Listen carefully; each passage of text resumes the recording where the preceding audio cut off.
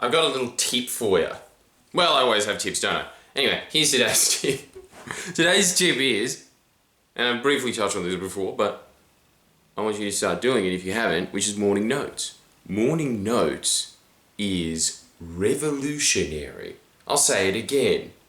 Revolutionary CD. Remember that store? It was a good sanity. It was a good sanity, damn it! It closed too soon!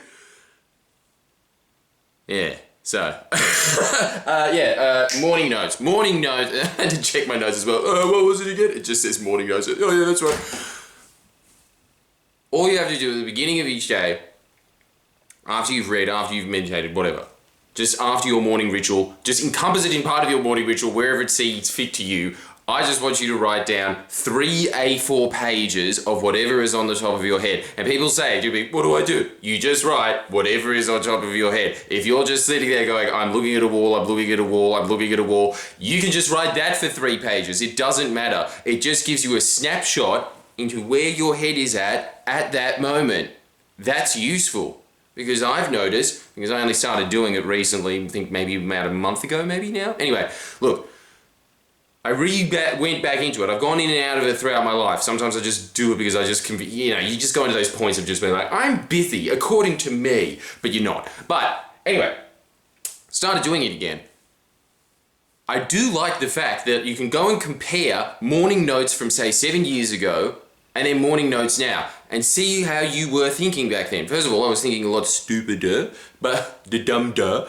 And also, the other thing, way more negatively. So much of it was just like, we'll get that cunt, I'll fix his wagon. Now every day I just wake up and it's just like, my life is like one big highlight. Welcome to the motherfucking lifestyle. It's just bad. And it's just like this nice reflection of, yeah, keep up the good work, man. Okay, yeah, no, nice, good for me. It puts you in a good mood. Or, if you're in a bad mood, you know what it does? Bonus, it just gets the feeling out of your head. If it's positive, it kind of just reflects back on you. And if it's not, you just go, well, yeah, I guess I feel better now. And you go on with your day. Either way, it's better. But the other thing that's really important about it is it starts to synthesize ideas that you have, because that 3-page mark, it's always about the 2.5-page moment. That last half a page, something really insightful hits.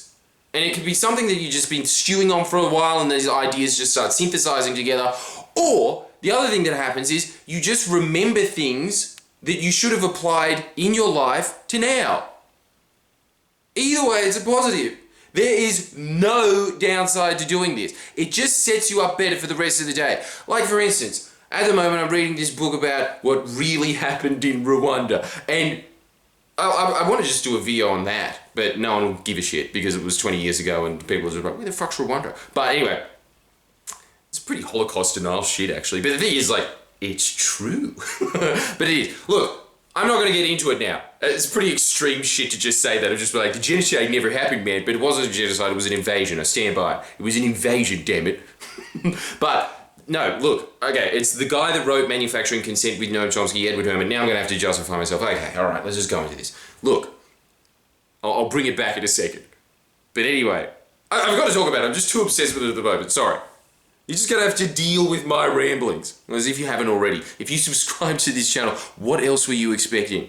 So, Edward S. Herman wrote out this long narrative of what happened in Rwanda and how it was reported in the press and how the UN, as usual, because it's just a puppet of the US, just completely lied about the events leading around the genocide and what actually happened. So, the usual narrative is the Hutu were expelling the Tutsi, and the Tutsi just, they were running for their lives, and so they started making this little defense force up in, I think it was the Congo or some shit. Anyway, no, Uganda. In Uganda. And they just came back because they heard that a genocide was happening, and Hutu extremists killed their own president to trigger everybody to freak out and just get in on the genocide. So they killed 800,000 Tutsi. Well, the problem here is, this is where it gets pretty Holocaust-y, but look, it's in the census, man. Look at the census. In the census, they were saying there's only 450,000 Tutsi there. And, what has this got to do with notes? But anyway, look. They claim that 800,000 people died. The estimates go from 500,000 to 2 million. Say it was 800,000. Well, afterwards, after the next tally count, there was 250,000 Tutsi that were in Rwanda directly after the genocide. So they didn't have time to repatriate back into Rwanda after that. Meaning that at most, 200,000 Tutsi were killed. 600,000 Hutu were killed. And it's because the army that came back in, the Rwandan Defense Force, was actually propagated by the US to go in because they realized that the Hutu are controlling their own country and they've just got... It's the same story that you see over and over again in American empire build, right? From the Middle East to South America, it was a government that they couldn't control, but it is a resource-rich area. It's filled with diamonds, all the shit that you need to make microchips, all of that stuff is found in that Central African region. And so they backed this Tutsi-run dude who's now still the president today, Kilgali. He just runs a dictatorship. He pretends it's a democracy, but he wins 93% of the vote in a country that is 90% to Hutu. Yeah, okay. Anyway, so he just got backed in by the US, outgunned them, out-trained them, went in, ethnically cleansed the area. The majority of the deaths were Hutu. And to this day, you hear about this noble man that came in, saved his people from a genocide, is running one of the best African nations on earth. Essentially what they use it is just basically like an Israel for Central Africa. And then they went into the Congo, killed 4 million people there. Anyway, look, I'm going to do a video about it because it's just, it really blew my mind, man. In fact, I'll do it next. No, actually, you know what? You know what I'll do? I'll make the other one about notes. But look, let me just tie that back in to notes. This extreme red pill for no reason. Swallow it. All right. Look. I was reading that in the morning. Usually what I read is self-help, so I'm usually in a better mood. But what happened when I read that, I usually read that throughout the day. The heavy stuff in the middle of the day, I start off with something nice and light and inspiring so I can get through the shit at the rest of the day. And then at the end, I start writing some inspirational stuff towards the end of the day as well, right? So that you're cushioning the time that you're working with enough psychological gravitas to hurl you through the day. But because I was just so fascinated in that subject, I don't know why I'm so obsessed with Rwanda, I just am. So, I just kept reading that book. It was my version of just watching like, oh my God, the new season of Better Call Saul, which I've just been watching and know that this is going to get some hate, but does anything happen in it? Fuck me dead. It's so boring. But anyway, yeah, so I noticed that after reading that, obviously, the train of thought that I had for the day was noticeably more negative, noticeably more suspicious than it was in the preceding weeks of writing, where I was just like, I'm just so happy, I'm just so grateful. So I just noticed, just that by itself, valuable enough. That's what my brain was doing. My brain it's the same thing, garbage in, garbage out. Whatever you put into your mind is how your mind sees the world.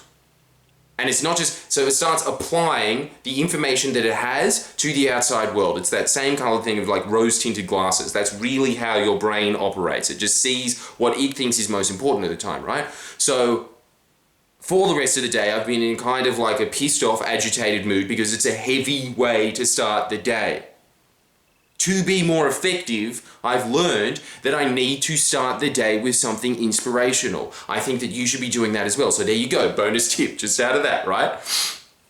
And that really dark middle, which is kind of just my life. La la la, la la la la. Just from knowing that, 2 habits. Sorted. The importance of writing things down at the beginning of the day because it shows you how you can be more effective throughout the rest of the day. It also gives you a bunch of ideas that you could be using and utilizing in your life. There's a bunch of reasons that you should be doing that.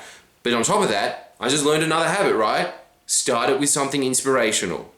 And these things, I know that this channel's repetitive, but then again, what channel is it that is just off the top of someone's cuff? Because have I said this before? Human beings only think about 12 things. Unless you are sitting there researching something and editing out a video, all channels that are like this are going to be very repetitive. But the difference between my one and why mine's important is the fact that the things that you are repeated to in self-help over and over again need to be repeated, don't they? Because I do this every day now. I do it every day. I talk about the principles of self-help. I do it for you, but I also do it for myself as well to just keep reminding myself of these things. I learned years ago that you should be starting the day with something positive because it just puts you in that mindset, right? I obviously fell off that horse. Time to get back on, bucko. So, give me more things to write about and comment on, and I'll, find a way to synthesize that into the same fucking 10 things that I always talk about. Like the video.